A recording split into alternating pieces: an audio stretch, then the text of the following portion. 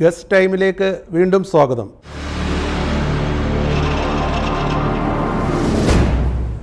SNDP എന്ന് പറഞ്ഞ ഒരു സംവിധാനം, അത് 1904 വരുന്നത്. അതിനു മുൻപ് ഗുരുവിൻ്റെ ഏറ്റവും വലിയ വീക്ഷണം വിദ്യാഭ്യാസമായിരുന്നു. അതുകൊണ്ടാണ് കേരളം എത്ര മുന്നോട്ട് വന്നത്. ഫാസിലെ സിനിമയുടെ കൂടെ മണിമത്തൂരിലെന്ന് എഴുതി ചേർക്കുമായിരുന്നു അല്ലേ? അതെ. ഇതൊരു ഫിക്ഷനാണോ അതോ ഒരു സംഭവകഥയെ ആസ്പദമാക്കി എഴുതിയാണോ? പ്രണയമെല്ലാം മനസ്സിലും ഇല്ലേ, പ്രണയ നഷ്ടങ്ങളുടെ നൊമ്പരങ്ങളും ഇല്ലേ. അപ്പം ഇതൊരു ഫിക്ഷനാണെന്ന് പറയാം. അന്ന് ലണ്ടനിൽ പോയൊരു പടം പിടിക്കാൻ 38 വർഷമോ 37 വർഷമായി. അപ്പോൾ ഒരു പടം പിടിക്കാൻ ഒത്തിരി ചിലവ് വരും. അതുകൊണ്ട് ഇത് ഊട്ടിയിലേക്ക് മാറ്റട്ടെ എന്ന് ചോദിച്ചു. ഒരു നായികയാണേലും ഒരു നായകനാണേലും ഞാൻ എല്ലാവരെയും സഹായിക്കും. മറിച്ച് ആ സഹായം കിട്ടണം എന്നില്ല. അവരവിടെ എത്തിക്കഴിയുമ്പം ലേണി ചവിട്ടി മാറ്റുന്ന കണക്ക് എനിക്ക് അവരെ അറിയില്ല എന്ന് പറയുന്നതാണ് ഇവിടുത്തെ കൂടുതൽ രീതി. ഞാൻ മനസ്സിലാക്കുന്നു. രാഷ്ട്രീയക്കാരിയാനുള്ള ക്വാളിഫിക്കേഷൻ, മനുഷ്യരോടും ഉള്ള സഹാനുഭൂതിയും ദീനാനുകമ്പയൊക്കെയാണ്. അത് തന്നെയായിരുന്നു എൻ്റെ കൈമുതൽ. നമ്മളെ ദീർഘകാലം ഭരിച്ച ബ്രിട്ടൻ്റെ ഒരു കോർപ്പറേഷനിൽ അല്ലെങ്കിൽ ന്യൂഹാമിൽ ഒരു മേയറായി അവരെ ഭരിക്കാൻ അവസരം കിട്ടിയത് വലിയൊരു അഭിമാനമല്ല. 1-2 അവസരങ്ങൾ കണ്ണു നിറഞ്ഞു പോയ അവസരങ്ങളുണ്ട്. ഞാനത് ഗുരുവിൻ്റെ കയ്യിലേക്ക് കൊടുത്തപ്പോൾ ഞാൻ പറഞ്ഞു, ഓം സഹനാ ഭവതു. സ്വാമി ഇങ്ങനെ അങ്ങോട്ട് നോക്കിയിട്ട് തലയാട്ടി. നമുക്ക് ചിലപ്പോൾ ഈശ്വരനുണ്ടെന്നോ ഗുരു പോയിട്ടില്ലെന്നോ ഒക്കെ നമുക്ക് തോന്നും.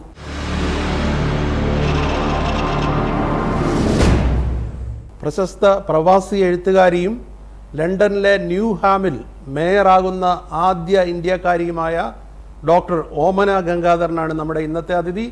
നമസ്കാരം ഡോക്ടർ ഓമന ഗംഗാധരൻ. നമസ്കാരം സർ. ഇപ്പം കഴിഞ്ഞ ദിവസം ഏറ്റവും പുതിയ പുസ്തകം ശ്രീനാരായണ ഗുരുവിൻ്റെ പേരിൽ പുസ്തകം കഴിഞ്ഞ ദിവസം തിരുവനന്തപുരത്ത് പ്രകാശനം ചെയ്യുകയുണ്ടായി. എനിക്ക് തോന്നുന്നു ഇത് 25ാമത്തെ പുസ്തകമാണെന്ന് തോന്നുന്നു. അതെ, ഗുരുവിൻ്റെ വഴിയിൽ. ഗുരു ഈ ഒരു പുസ്തകത്തിൻ്റെ പ്രാധാന്യം എന്താണ്, അതിൻ്റെ പ്രത്യേകത എന്താണ്?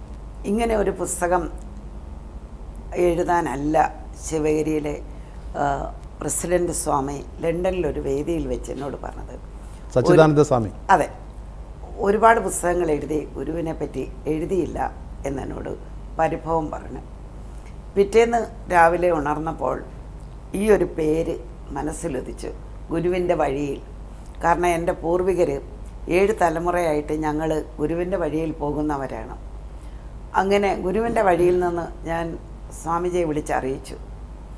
ആ പുസ്തകത്തിൻ്റെ തുടക്കം ഗുരുവിൻ്റെ എന്ന വാക്ക് മൂകാംബിയിൽ നിന്നും, ഗുരു പോയ കർണാടകത്തിലെ കുതിരോളി ക്ഷേത്രത്തിലെ ഗുരുവിൻ്റെ പാതകം എന്ന് പറഞ്ഞാൽ നെതിയടി, അവിടെ ഒരു ക്ഷേത്രമുണ്ട്. അവിടെ വെച്ചിട്ടാണ് ഇതിൻ്റെ 2 വാക്കുകൾ കൂട്ടിച്ചേർക്കുന്നത്, പദങ്ങൾ പോലെ. ഗുരുവിൻ്റെ വഴിയിൽ. വഴി യാത്രയല്ലേ. അപ്പം അത് ഞാനെന്ന് പറയുന്ന ഒരു യാത്രിക, കേരളത്തിൻ്റെ വടക്കേ അറ്റത്തുനിന്നും തെക്കോട്ട് വരുന്ന ഒരു യാത്രയിലാണ് ഇതിൻ്റെ കുറേ ഭാഗങ്ങൾ വെച്ചിരിക്കുന്നത്. അപ്പം ഞാനിവിടെ 20 വയസ്സ് വരെ ജീവിച്ചപ്പോൾ കണ്ടത്, അറിഞ്ഞത്, മനസ്സിലാക്കിയത്, ഗുരുദേവൻ്റെ പ്രതിമയ്ക്ക് കീഴിലിരുന്ന് അമ്മയുടെ വീട്ടിലിരുന്ന് പ്രാർത്ഥനകൾ ചൊല്ലിപ്പഠിച്ചത് സ്കൂൾ ഏജിന് മുമ്പാണ്. ആ മുറ്റത്ത് ആണ് കേരള ചരിത്രത്തിലെ 2ാമത്തെ ഈഴവ സമ്മേളനം നടന്നത്. ആദ്യത്തേത് ചീരപ്പൻചിറ ചേർത്തല, 2ാമത്തേത് പുളിങ്ങുന്ന് കുമ്പളഞ്ചിറ. അമ്മയുടെ അച്ഛൻ്റെ അച്ഛൻ ഒരു ചേകവരായിരുന്നു. അദ്ദേഹമാണ് ആ 3 ദിവസം നീണ്ടു നിന്ന സമ്മേളനം നടത്തിയത്. ആ മണ്ണിലാണ് ഞാൻ ഹരിശ്രീ കുറിച്ചത്. ഈ പുസ്തകത്തിൻ്റെ ഉള്ളടക്കത്തിലേക്ക് വന്നാൽ, ഇപ്പം ശ്രീനാരായണ ഗുരുവിനെ കുറിച്ച് അനവധി പുസ്തകങ്ങൾ വന്നിട്ടുണ്ട്. ഇത് മറ്റുള്ള ഗ്രന്ഥങ്ങളിൽ നിന്ന് വേറിട്ട് നിർത്തുന്ന ഘടകം എന്താണ് ഇതിൻ്റെ ഒരു പ്രത്യേകത? എല്ലാവരും ഗുരുവിൻ്റെ ജീവിതം പലതരത്തിൽ എഴുതിയിട്ടുണ്ട്. കുമാരനാശാൻ മുതൽ കൂടെ ജീവിച്ചെഴുതിയവരുണ്ട്. പക്ഷേ എൻ്റെ വിദേശവാസം കൊണ്ട് ഞാൻ ബ്രിട്ടനിലെ പൊതുരംഗത്ത്, സർക്കാർ രംഗത്ത്, ലോക്കൽ ഗവൺമെൻറ്റിലും പിന്നെ നാഷണൽ ലെവലിലും ജോലി ചെയ്തപ്പോൾ ഞാൻ മനസ്സിലാക്കി, ശ്രീനാരായണ ഗുരു പറഞ്ഞ കാര്യങ്ങൾ ഇന്ന് ബ്രിട്ടീഷ്, അമേരിക്കൻ, ജാപ്പനീസ് ശാസ്ത്ര ലോകം പറയുന്നു ഇവരാണ് ഗുരുക്കളെന്നും പറഞ്ഞ് കുറേ ഗുരുക്കന്മാരെ, അവർ ഗുരു എന്ന് പറയുന്നത് എല്ലാം അറിയുന്ന ആളാണ് നമ്മളെപ്പോലെ. മാനേജ്മെൻറ്റ് ഗുരു. അതെ, ആ മാനേജ്മെൻറ്റ് ഗുരുവിനെ പറ്റി പറയുമ്പോൾ എൻ്റെ മകന്, അവന് HR ഡയറക്ടറാണ്. അവൻ ഈ മാനേജ്മെൻറ്റിൻ്റെ പല തലങ്ങളും, ഡിഗ്രി, മാസ്റ്റേഴ്സ്, ഓക്സ്ഫോർഡിലെ എക്സിക്യൂട്ടീവ് MBA ഞാൻ അവനുമായിട്ട് സംസാരിച്ചു. അപ്പോൾ നമ്മൾ ഈ ഇംഗ്ലീഷ് അറിഞ്ഞുകൂടാത്ത നമ്മുടെ ഗുരു മലയാളത്തിൽ പണ്ട് പറഞ്ഞത് ടോപ്പ് ലെവൽ മാനേജ്മെൻറ്റിൻ്റെ സംവിധാനമാണ്. സായിപ്പ് ജപ്പാൻകാരൻ അവർ സെക്കൻഡ് വേൾഡ് വാറിന് ശേഷം ലോകം ഒരു അധപ്പതനത്തിൽ പോയപ്പോഴാണ് അവർ കണ്ടുപിടിച്ചത് ഇതാണ് മാനേജ്മെൻറ്റ് ടെക്നിക്ക്. പക്ഷേ ഗുരു വിദ്യാഭ്യാസത്തിന് അനുവാദമില്ലാതെ, സ്വന്തമായിട്ട് നടക്കാൻ സ്വാതന്ത്ര്യമില്ലാതെ, വസ്ത്രം ധരിക്കാൻ അനുവദിക്കാത്ത ഒരു സമൂഹത്തിന് അന്നത്തെ രാജനീതി, അതിന് നീതി എന്ന് ഞാൻ പറയില്ല, എനിക്കങ്ങനെ പറയാൻ കഴിയില്ല. പക്ഷേ ആ സംവിധാനത്തെ ഗുരു ചോദ്യം ചെയ്യുകയല്ല ചെയ്തത്. ഗുരു ഉണർത്തി, അറിവിലൂടെ ഉണർത്തി, പറഞ്ഞ് മനസ്സിലാക്കി നിങ്ങൾക്കിതാ വേണ്ടതെന്ന്. എവിടെയാണ് ഗുരു അധികം സംസാരിച്ചിട്ടില്ല, മിതഭാഷയായിരുന്നു, മൗനമായിരുന്നു ഗുരുവിൻ്റെ ഭാഷ. ആ ഗുരു 1912 1912 എന്നാണ് എൻ്റെ ഉറപ്പ്, 12-14 ചിറായിലെ വിജ്ഞാനവർദ്ധിനി സഭയിൽ വെച്ച് ഗുരു പറഞ്ഞു, ഇന്ന് ബ്രിട്ടനിലെ ഞാനും കൂടി ഉണ്ടായിരുന്ന ഹെൽത്ത് സർവീസ്, എഡ്യൂക്കേഷൻ ഇങ്ങനെയുള്ള സംവിധാനങ്ങളിലെ പ്രൈവറ്റ് പബ്ലിക് പാർട്ട്ണർഷിപ്പ് അങ്ങനെയാണ്. ഇപ്പോൾ താങ്കൾ ഒരു സമ്പന്നനാണ്, താങ്കൾ ഒരു 10 സ്കൂളിന് ഡൊണേഷൻ കൊടുക്കുന്നു, ഡൊണേഷനല്ല സഹായം കൊടുക്കുന്നു. സ്കൂളുകാർ കെട്ടിടം പണിത് എല്ലാം മോഡേണൈസ് ചെയ്തിടുന്നു. ആ സ്കൂളിന് വർഷം കൊടുക്കേണ്ട പണം നിങ്ങൾക്ക് അവിടുത്തെ ഗവൺമെൻറ് തരുന്നു. നിങ്ങളുടെ സഹായം കൊണ്ട് സ്കൂൾ പ്രവർത്തിക്കുന്നു, നിങ്ങൾക്കതിൽ നിന്ന് ലാഭം കിട്ടുന്നു. അതാണ് ഈ പബ്ലിക് പ്രൈവറ്റ് പാർട്ട്ണർഷിപ്പ്. ഇത് എല്ലാ സർവീസിലും, ഹെൽത്ത്, ഫയർ, പോലീസ് എല്ലായിടത്തും ഇങ്ങനെ ഇൻവെസ്റ്റ്മെൻറ്റ് വരുന്നു. ഇത് ശ്രീനാരായണ ഗുരു കണ്ടെത്തി ചിറായിൽ പറഞ്ഞു. അവിടെ കയർ ഉൽപ്പന്നങ്ങൾ ഇങ്ങനെയുള്ള സാധനങ്ങൾ നമുക്ക് സംസ്കരിച്ച് പണമുള്ളവൻ തൊഴിൽശാലകളുണ്ടാക്കി, പണമില്ലാത്തവൻ അവിടെ ജോലി ചെയ്യുക, തൊഴിലായി വരുമാനം കൃത്യമായിട്ടുണ്ടായി. ആ മുതലാളി എന്നുള്ള വാക്ക് ഗുരുവിനില്ല, അത് സഹകരണ പ്രസ്ഥാനമാണ്. അപ്പം ഗുരു ഇങ്ങനെ പറഞ്ഞ് മനസ്സിലാക്കിയ, നമ്മൾ പറയുന്നു SNDP എന്ന് പറഞ്ഞ ഒരു സംവിധാനം, അത് 1904 വരുന്നത്. അതിനു മുൻപ് ഗുരുവിൻ്റെ ഏറ്റവും വലിയ വീക്ഷണം വിദ്യാഭ്യാസമായിരുന്നു. അതുകൊണ്ടാണ് കേരളം എത്ര മുന്നോട്ട് വന്നത്. അപ്പോൾ ഗുരുവിൻ്റെ അത്തരം സവിശേഷതകളാണ് ഇതിൻ്റെ ഉള്ളടക്കം. അതെ, ഈ management technique, strategy, policy, networking, training and development, managerial skills, ഈ ഗുരുവിൻ്റെ സംവിധാനം തന്നെ വെച്ചിരിക്കുന്നത് ഒരു മോഡേൺ മാനേജ്മെൻറ്റിൻ്റെ ഹ്യൂമനിസ്റ്റിക് അപ്രോച്ചാണ്. എബ്രഹാം മാസ്ലോ എന്ന് പറയുന്ന അമേരിക്കൻ സയൻറ്റിസ്റ്റ് അല്ലെങ്കിൽ മാനേജ്മെൻറ്റ് ഗുരു 1943 പറഞ്ഞത് ഒരു പിരമിഡ് ഷേപ്പിലാണ് ഈ മാനേജ്മെൻറ്റ് സിസ്റ്റത്തെ കൊണ്ടുവന്നിരിക്കുന്നത്. ഗുരു കൊണ്ടുവന്നത് ആ പിരമിഡിൻ്റെ ഏറ്റവും താഴത്തെ ലെവലിൽ ഭക്തർ, അതല്ലെങ്കിൽ വിദ്യ പഠിക്കാൻ ആഗ്രഹിക്കുന്നവർ ഏറ്റവും താഴത്തെ ലെവലിലാണ്. അവർക്കിടയിൽ അവരുടെ ലീഡേഴ്സ്, അതിനു മുകളിൽ മിഡിൽ മാനേജേഴ്സ്, ടോപ്പ് മാനേജേഴ്സ്, പിന്നെ കുമാരനാശാനും ഡോക്ടർ പൽപ്പുവും പോലെ ഏറ്റവും ഉന്നത നിലയിൽ നിൽക്കുന്നവർ. നോക്കൂ, ആ പിരമിഡിൻ്റെ മുകളിലേക്ക് നോക്കൂ, അതിൽ ശിവഗിരി കുന്നിൽ ഇപ്പോഴിരിക്കുന്ന ഗുരു എല്ലായിടത്തും വ്യാപിച്ചു നിന്നിരുന്നു. അതാണ് ശ്രീനാരായണ ഗുരുവിൻ്റെ മാനേജ്മെൻറ്റ് സ്ട്രാറ്റജി പോളിസി. അതാണ് ഈ പുസ്തകം പറയുന്നത്. ഇപ്പോൾ ഓമന ഗംഗാധരൻ എന്ന എഴുത്തുകാരിയിലേക്ക് വരുമ്പോൾ മലയാളി എപ്പോഴും ഓർമ്മിക്കുന്ന രചന മണിവത്തൂരിലെ 1000 ശിവരാത്രികൾ എന്ന പേരിൽ ചലച്ചിത്രമായ 1000 ശിവരാത്രികൾ എന്ന കഥയാണ്. അതിനെക്കുറിച്ചൊന്ന് പറയാം. ഞാൻ കോളേജിൽ പഠിക്കുന്ന കാലത്തൊക്കെ എഴുതുമായിരുന്നു. കോളേജ് മാഗസീനിലാണ് ആദ്യത്തെ കഥ അച്ചടിച്ച് വന്നത്, കാരണം വീട്ടിലറിയില്ല. അപ്പം കഥ എഴുതിയാൽ ചീത്തയായി പോകുമെന്നാണ് അന്നത്തെ ധാരണ. അങ്ങനെ ഇരിക്കെ കേരളകൗമുദിയോടാണ് അതിനും കടപ്പാട്. കൗമുദി ബാലകൃഷ്ണൻ്റെ ജ്യേഷ്ഠൻ്റെ മകൾ പ്രൊഫസർ ശോഭ, ഭർത്താവ് എഞ്ചിനീയർ അനിൽകുമാർ, ഇവർ UK അവരെത്തുമ്പോൾ എൻ്റെ ഭർത്താവ് എന്നോട് പറഞ്ഞു, നിനക്ക് ഇവരുടെ ഈ കുടുംബക്കാരെ നിനക്ക് ഇഷ്ടപ്പെടും, അവരുടെ സ്വഭാവം അങ്ങനെയാണ്, നിന്നെ അവർക്ക് ഇഷ്ടപ്പെടും, എന്നെ അവർക്ക് ഇഷ്ടപ്പെടുമെന്ന് പറഞ്ഞാൽ ഈ ശോഭയുടെ ഹസ്ബൻഡ്, ഈ മാമൻ ശോഭയെ വരുത്തുന്നത്. ഏതാണേലും 40 വർഷത്തെ പരിചയമുണ്ട്. അവർ അവിടെ എത്തിയപ്പോൾ ഞാൻ പറഞ്ഞു, ഒരു കഥ എഴുതി വെച്ചിട്ടുണ്ട്, ഡ്രോയിലിരിക്കുക, ആരെയും കാണിച്ചിട്ടില്ല, പ്രസിദ്ധീകരിക്കാൻ വേണ്ടി എഴുതിയല്ല. അപ്പോൾ ഇവർ പറഞ്ഞു അതിങ്ങത്താ, ഞങ്ങൾ പോയിട്ട് ഞങ്ങളുടെ ഒരു കസിൻ കേരളകൗമുദി പ്രസിദ്ധീകരണങ്ങൾക്കൊന്നും എനിക്ക് സ്റ്റാൻഡേർഡ് ഇല്ല, എന്നെ ആരും അറിയത്തില്ല, ഒരു സായാഹ്ന പത്രം നടത്തുന്നുണ്ട്, അതിൽ കൊടുക്കാമെന്ന് പറഞ്ഞു. അച്ചടിച്ച് കാണാനുള്ള ആഗ്രഹം കൊണ്ട് ഞാൻ പറഞ്ഞു അങ്ങനെ ആവട്ടെന്ന്.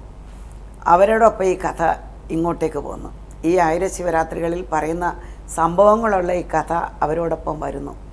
ഇവിടെ എത്തിയപ്പം ശ്രീ NRS ബാബു അത് നോക്കിയിട്ട് പറഞ്ഞു, വളരെ കഴിവുള്ള ഒരാൾ എഴുതിയിരിക്കുന്നതാണ്. അദ്ദേഹം എനിക്കൊരു കത്തയച്ചു. ഇത് ആ ആഴ്ചയെ പ്രസിദ്ധീകരിച്ചിട്ട് ഇത് പറയാൻ പാടില്ലോ എനിക്കറിയില്ല, MTയുടെ മഞ്ഞിനെ പോലൊരു കഥയാണെന്ന് പറഞ്ഞു. എൻ്റെ കയ്യിൽ പ്രണയത്തിൻ്റെ കഥയാണ്. അതെ, എൻ്റെ കയ്യിൽ എഴുത്തിപ്പോഴും ഇരിപ്പുണ്ട്. ഇവിടുന്ന് ഒരു 200 രൂപയുടെ ചെക്കും എനിക്ക് തന്നു. അതിൻ്റെ ഒപ്പം മറ്റൊരു കത്ത് സാച്ച് പ്രൊഡക്ഷനെ എന്നെ പരിചയപ്പെടുത്തി അത് 3 ഭാഷകളിൽ സിനിമയാക്കുക.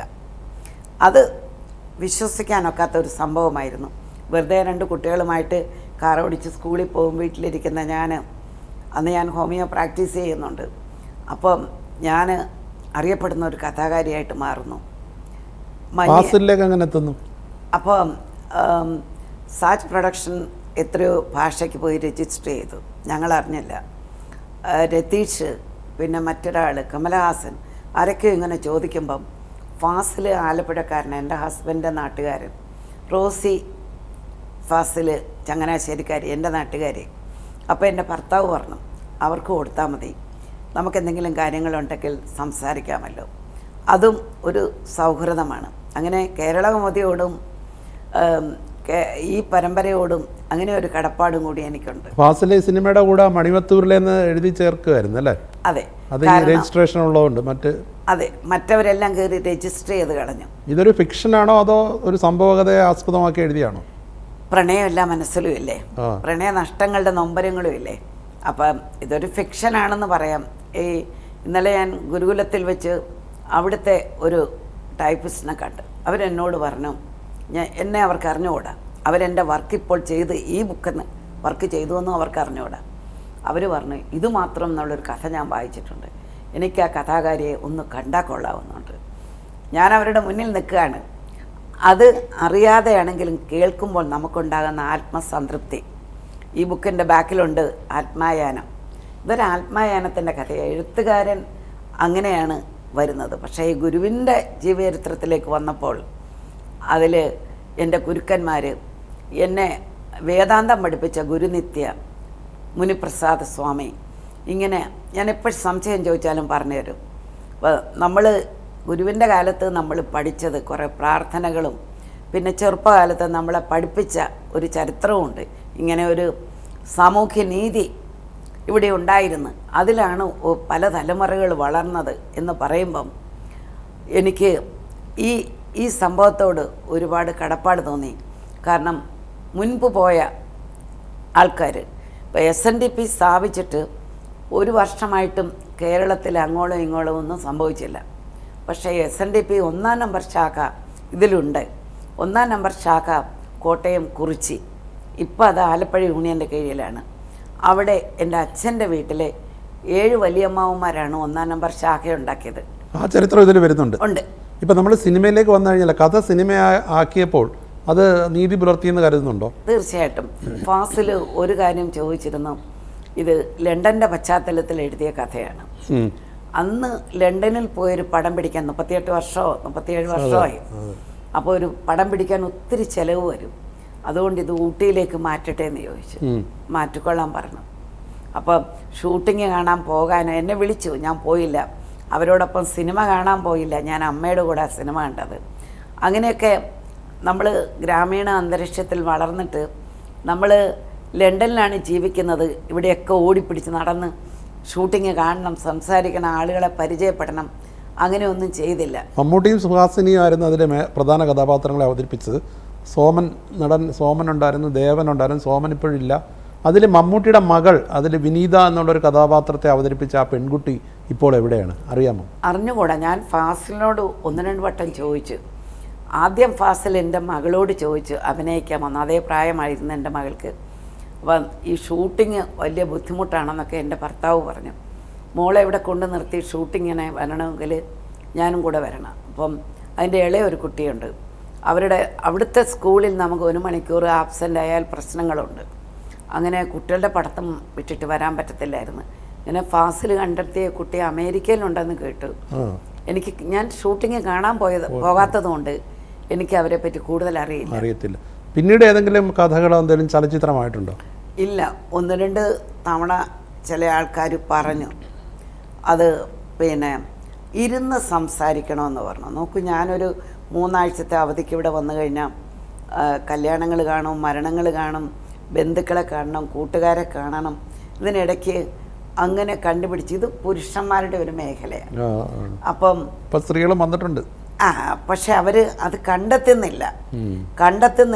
നമ്മൾ തന്നെ പലരെയും പരിചയപ്പെടുത്തി സിനിമ ഫീൽഡിലേക്ക് എത്തിച്ചുകൊണ്ടോ. ഒരു നായികയാണേലും ഒരു നായകനാണേലും ഞാൻ എല്ലാവരെയും സഹായിക്കും. മറിച്ച് ആ സഹായം കിട്ടണം എന്നില്ല. അവരവിടെ എത്തിക്കഴിയുമ്പം ഏണി ചവിട്ടി മാറ്റുന്ന കണക്ക് എനിക്ക് അവരെ അറിയില്ല എന്ന് പറയുന്നതാണ് ഇവിടുത്തെ കൂടുതൽ രീതി ഞാൻ മനസ്സിലാക്കുന്നത്. അപ്പം നമ്മൾ ആദ്യം സൂചിപ്പിച്ച പോലെ ലണ്ടനിൽ ന്യൂഹാമിൽ ആദ്യത്തെ ഇന്ത്യൻ മേയറാണ്. എങ്ങനെ സംഭവിച്ചു? അത് ഞാൻ മനസ്സിലാക്കിയിടത്തോളം 1/2 നൂറ്റാണ്ട് മുമ്പ് ഭർത്താവിനോടൊപ്പം വിവാഹം കഴിഞ്ഞാണ് ലണ്ടനിലേക്ക് എത്തുന്നത് അല്ലേ? അതെ.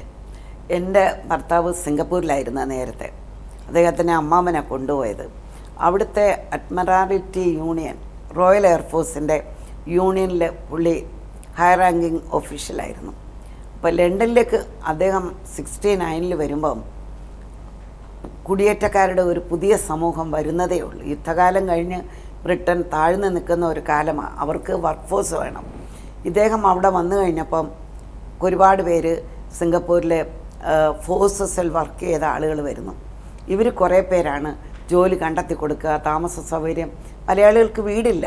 ഞാൻ എത്തുന്ന കാലത്ത് 5 പേർക്ക് മലയാളികൾക്ക് വീടുണ്ട്. ഇന്ന് 40-50 വീടുള്ള മലയാളികളുണ്ട്.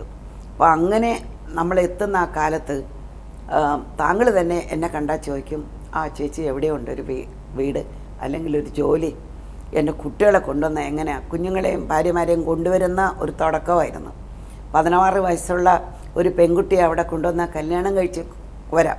അപ്പോൾ ഇങ്ങനെ ഞാൻ അവിടെ എത്തുമ്പം പിന്നെ അവിടുത്തെ മെഡിക്കൽ ഹെൽപ്പ് വേൾഡ് ക്ലാസ് കെയറാണ്, ഫ്രീ ആണെല്ലാം.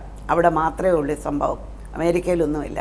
അപ്പോൾ ഇങ്ങനെയുള്ളവർ എന്നെ തിരക്കി, അദ്ദേഹത്തെ തിരക്കി ചെല്ലുമ്പോൾ പറയും മടിയാണ്. പുള്ളി പറയും, ഓമനെടുത്ത് പറയുന്നു, എനിക്ക് മടിയില്ല, ഞാൻ സഹായിക്കും, ഒരു കത്തെഴുതി കൊടുക്കുക. ചിലരെ ഞാൻ ഹോസ്പിറ്റലിൽ കൊണ്ടുപോയിട്ടുണ്ട്. ഇന്ന് അവരുടെ വീട്ടിൽ 5-6 ഡോക്ടേഴ്സുള്ള വീടുകളാണ്.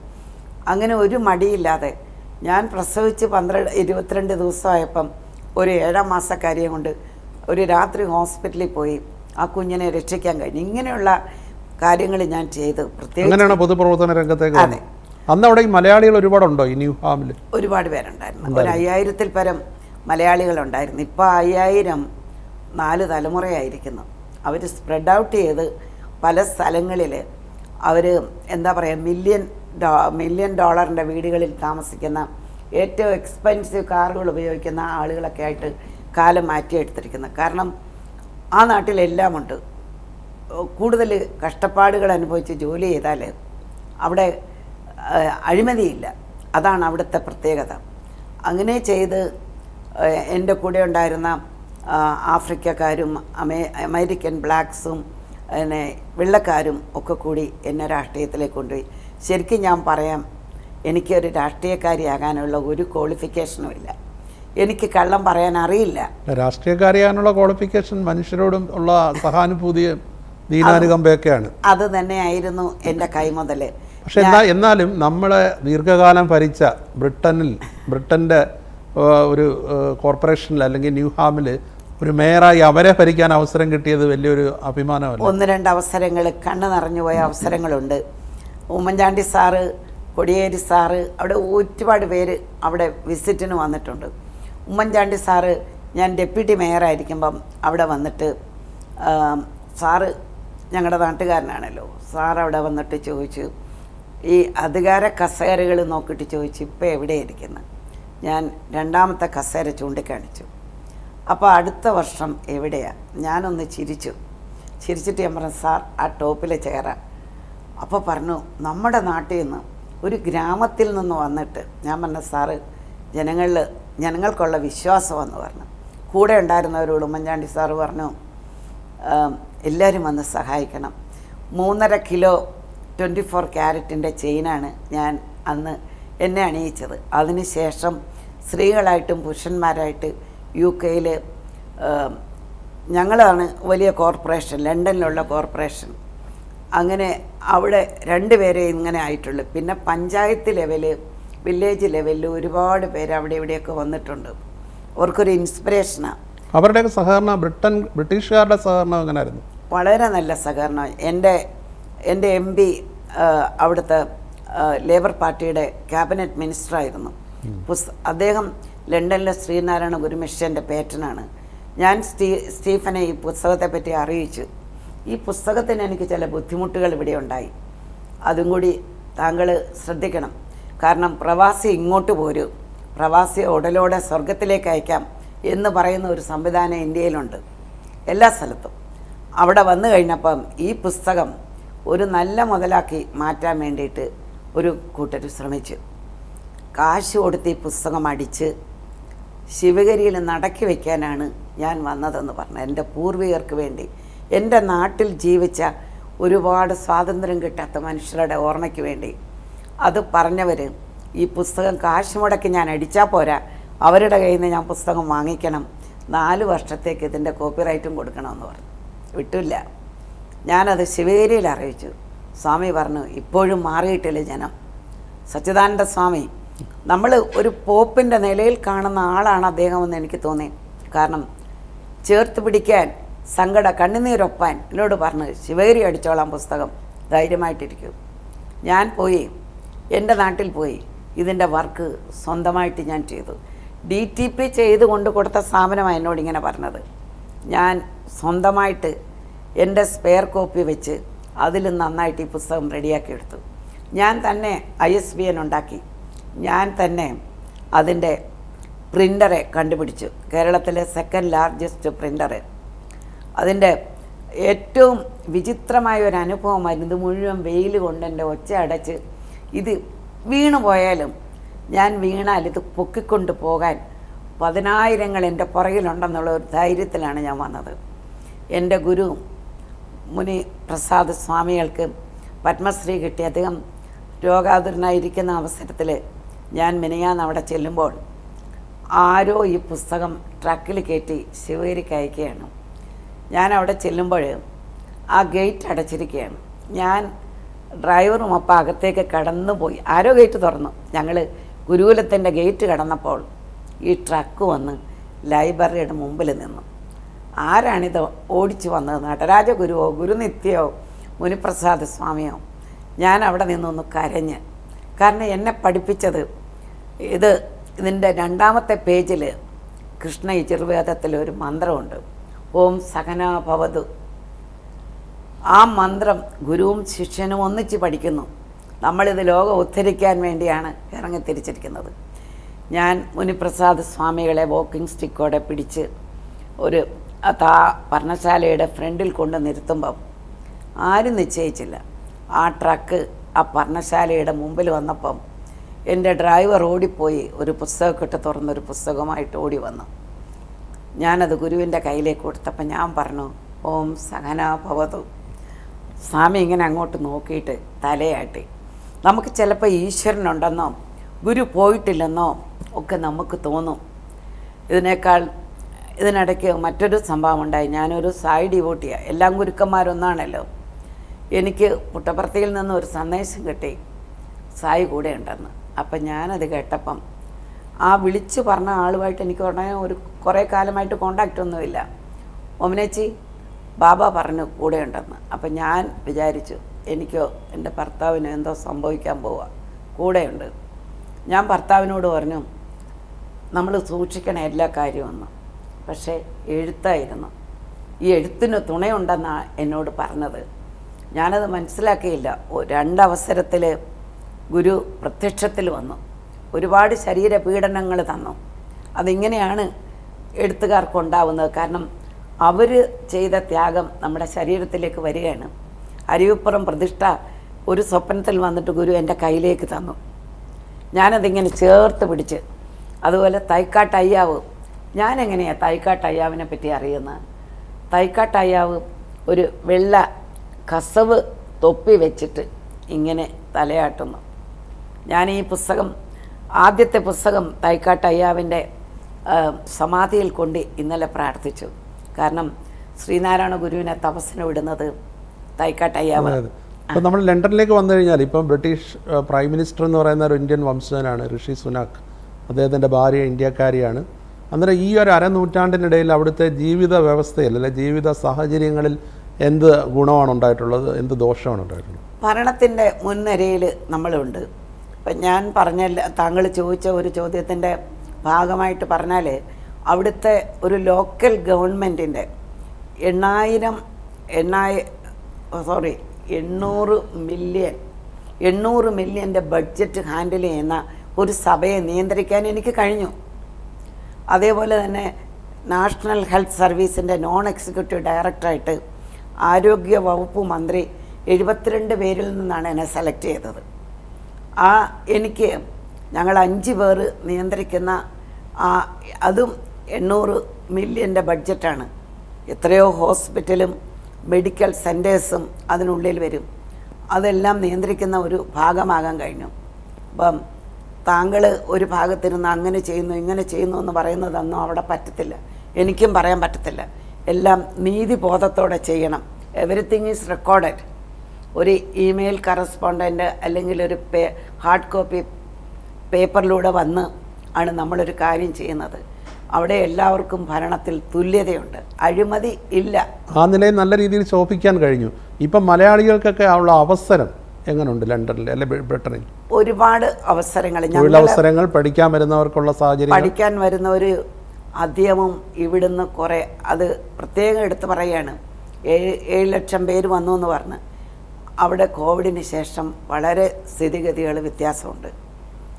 പിന്നെ ഇവിടുന്ന് വരുന്നവർക്ക് പഠിക്കാൻ അവിടെ ഒരു ഓപ്പർച്യൂണിറ്റി ഉണ്ടെന്ന് പറഞ്ഞാൽ 124 യൂണിവേഴ്സിറ്റി ഉണ്ട്. അത് ഞങ്ങൾക്ക് റൺ ചെയ്യണം. അതിന് സ്റ്റുഡൻസ് വരണം. പുറത്തുനിന്ന് പണം കൊണ്ടുവന്ന് അവരവിടെ ചെയ്യും. അവർക്ക് 10 മണിക്കൂറേ ഉള്ളൂ ജോലി. അവർ വരുന്നത് എങ്ങനെയാണ്? സ്പൗസ് എന്ന് പറഞ്ഞാൽ ഭാര്യയോ ഭർത്താവിനെ കൊണ്ടുവരാം, കുട്ടികളെ അവിടെ കൊണ്ടുവന്ന് ഫ്രീ പഠിപ്പിക്കാം, ഇങ്ങനെയൊക്കെ വരുന്നത് കഷ്ടപ്പാടാണ്. വരുന്നവർ വരരുത് എന്നാണ് നമ്മുടെ അപേക്ഷ. കാരണം വളരെ കുറഞ്ഞ പേർക്ക് ഒരു പോസ്റ്റ് ഗ്രാജുവേറ്റ് വിസ കിട്ടിയെങ്കിലായി. അല്ലാതെ അവിടെ വന്ന് ജോലി ചെയ്ത് വെസ്റ്റിലേക്ക് ഇനി പോകാൻ പറ്റത്തില്ല. കാരണം അവർ പ്രയോറിറ്റി കൊടുക്കുന്ന അവരുടെ ആളുകൾക്ക് എന്ന് പറഞ്ഞാൽ സാഹചര്യം മാറി. ഇപ്പോൾ ഡോക്ടർമാർക്ക് പോലും നല്ല സേവന വേതന വ്യവസ്ഥകളില്ലെന്ന് പറഞ്ഞ് ചില ദിവസങ്ങളിൽ പണിമുടക്ക് വരെ ചെയ്ത സാഹചര്യം ഉണ്ടായില്ല. അതെല്ലായിടത്തും ഉണ്ടാവുമല്ലോ. രാജ്യത്തിന് പണമില്ലെങ്കിൽ ഏത് ഭരണ സംവിധാനമാണെന്ന് പറഞ്ഞാലും ഇതൊക്കെ ഉണ്ടാകും. അപ്പം ഞങ്ങൾക്ക് മരുന്ന് തരുന്നത് ഫ്രീ ആയിട്ടാണ് എന്ന് പറഞ്ഞാൽ അഡൽട്ട് വർക്കിംഗ് ലൈഫിൽ കാശ് കൊടുത്ത് വാങ്ങിക്കണം. Prescription discounted മെഡിക്കേഷനാണ്. 18 വയസ്സോ 18 വയസ്സ് വരെ കുട്ടികൾക്ക് ഫ്രീ മെഡിക്കേഷൻ കിട്ടും. പിന്നെ ഗർഭിണികൾക്ക് കിട്ടും, പ്രായമായവർക്കെല്ലാം കിട്ടും. അങ്ങനെയുള്ള വരുമാനങ്ങളൊക്കെ ഒരുപാട് ഗവൺമെൻറ് ചെയ്യുന്നുണ്ട്, ചിലവ് ചെയ്യുന്നുണ്ട്. അവിടേക്ക് പുറത്തുനിന്ന് വരുന്നവർക്ക് ആ സംവിധാനങ്ങളില്ല. എന്നാലും ഒരുപാട് ആൾക്കാർ അവിടെ ഇല്ലീഗലായിട്ട് വന്ന് കഴിയുന്നുണ്ട്. അതെ, നാട്ടിൽ ചങ്ങനാശ്ശേരിയാണ് സ്വദേശം. ലണ്ടനിൽ എവിടെയാണ് താമസം? 2012 ഒളിമ്പിക് വേദിയായിരുന്ന ഹോസ്റ്റ് സിറ്റി ആയിരുന്ന ന്യൂഹാമിൽ, കിഴക്കേ ലണ്ടനാണ്. അവിടെയാണ് താമസം. അവിടെയാണ് ഒളിമ്പിക്. കുടുംബം ഭർത്താവ് റിട്ടയർഡാണ്, ഗംഗാധരൻ. അതെ, റിട്ടയർഡാണ്. അദ്ദേഹം ഒരു കമ്മ്യൂണിറ്റി ആക്ടിവിസ്റ്റ് ആയിരുന്നു. അദ്ദേഹത്തിലൂടെയാണ് ഞാനിതൊക്കെ മനസ്സിലാക്കാൻ കഴിഞ്ഞത്. അല്ലെങ്കിൽ കേരളത്തിൻ്റെ ഗ്രാമത്തിൽ നിന്ന് പോയാൽ നമുക്കിതൊന്നും പിടികിട്ടത്തില്ലല്ലോ. പിന്നെ മകള് റവന്യൂ ആൻഡ് കസ്റ്റംസിൽ 28 വർഷമായിട്ട് ജോലി ചെയ്യുന്നു. കാർത്തിക, എക്സിക്യൂട്ടീവ് ഓഫീസറാണ്. അവളുടെ ഭർത്താവ് ആലപ്പുഴ സ്വദേശി ഡോക്ടർ സൂരജ്. അയാൾ GP ആണ്, നാഷണൽ ഹെൽത്ത് സർവീസിൻ്റെ ജനറൽ പ്രാക്ടീഷണറാണ്. പിന്നെ എൻ്റെ മകന് മാനേജ്മെൻറ്റ് കൺസൾട്ടൻ്റാണ്. പിന്നെ ഓക്സ്ഫോർഡിൽ നിന്നും എക്സിക്യൂട്ടീവ് MBA വരെ എടുക്കാൻ കഴിഞ്ഞു. പിന്നെ മകളുടെ മകൻ ഒരു 4th ഇയർ ലോ സ്റ്റുഡൻ്റാണ്. ഇന്ന് സംതൃപ്തമായ കുടുംബജീവിതമാണ്. ഇനി എന്താണ് എഴുതാൻ പോകുന്ന പുതിയ രചന? നല്ല ചോദ്യം. ഈ രചനയ്ക്കുള്ളിൽ കുമാരനാശാൻ്റെ 100ാം ചരമവാർഷികം കടന്നു വന്നു, ജലസമാധിയുടെ. അപ്പോൾ ഞാൻ ആശാന് 10 കവികൾ, കാളിദാസൻ മുതൽ ഞാൻ വരെ, ഞാനും ഒരു കവി എന്ന് പറയാം, 10 പേര് ചേർന്നൊരു കവിത എഴുതി ഇതിനകത്ത് വെച്ചിട്ടുണ്ട്. ഈ പല ജോലികളൊന്ന് ചെയ്യുന്ന സ്വഭാവമാണ്. അതിനിടയിൽ പുഴ എന്ന് പറഞ്ഞ ഒരു പുതിയ നോവലിന് തുടക്കം ഇട്ടിട്ടുണ്ട്. പിന്നെ സജീവമാണ് രചനാരംഗത്ത്. ഒരു കാര്യം ചെയ്തിട്ട് അതങ്ങോട്ട് മാറ്റി വെച്ചിട്ട് അടുത്തത് എടുക്കും. അപ്പോൾ ഇതിനിടയ്ക്ക് അതിലേക്കൊരു വാക്ക് വന്നാൽ അതങ്ങോട്ട് മാറ്റിയെടുക്കും. എടുത്തു തുടരണമെന്ന ആഗ്രഹം. കേരളത്തിലെ ഒരു ഗ്രാമത്തിൽ ജനിച്ച് ലണ്ടനിൽ പോയി ഇത്രയും വലിയ അംഗീകാരങ്ങൾ കൈവരിച്ച ഡോക്ടർ ഓമന ഗംഗാധരനെ കേരളം ശരിയായ രീതിയിൽ മനസ്സിലാക്കിയിട്ടുണ്ടോ? അങ്ങനെ ഞാൻ വിചാരിക്കുന്നില്ല. കേരളം, കാരണം ഇവിടുത്തെ രീതിയും, ഇപ്പം ഞാൻ വിദേശത്താണെങ്കിൽ അതിനൊരു പ്രത്യേകതയുണ്ട്. അത് എല്ലാം ഇംഗ്ലീഷിലായിരുന്നെങ്കിൽ വളരെ വളരെ വ്യത്യാസമുണ്ടായിരുന്നു. ഇപ്പം എൻ്റെ പുസ്തകം തന്നെ, ഈ പുസ്തകം തന്നെ ഹൈജാക്ക് ചെയ്തുകൊണ്ട് പോകാൻ നോക്കുമായിരുന്നു. അപ്പം അത് ഹൈജാക്ക് ചെയ്യാനായിട്ട് അവർക്ക് പറ്റില്ല. കാരണം ഇതിൻ്റെ മെയിൻ മാനുസ്ക്രിപ്റ്റ് എൻ്റെ കയ്യിലിരിക്കുന്നു, അതിന് തെളിവുകളുമുണ്ട്. അത് ആ മാറ്റർ ഇങ്ങ് തരാൻ പറഞ്ഞപ്പോൾ മാറ്റർ തരാതിരുന്ന സംസ്കാരമുണ്ട്. 24 മണിക്കൂർ ഞാൻ അയച്ചു തരാമെന്ന് പറഞ്ഞു. ഞാൻ ചോദിച്ചില്ല. പക്ഷേ ഞാനൊരു നോട്ടീസ് സെർവ് ചെയ്ത് ഇതിൻ്റെ ഭാഗമോ മുഴുവനോ ഉപയോഗിക്കാൻ പാടില്ല എന്ന്. അതുകൊണ്ടാണ് എൻ്റെ സ്വന്തം ISBN ഞാനിത് പബ്ലിഷ് ചെയ്തത്. കൂടുതൽ രചനകൾ പുറത്തു വരട്ടെ, എഴുത്തിൻ്റെ വഴിയിൽ കൂടുതൽ ശോഭിക്കട്ടെ. എല്ലാ ആശംസകളും. താങ്ക് യു, നന്ദി.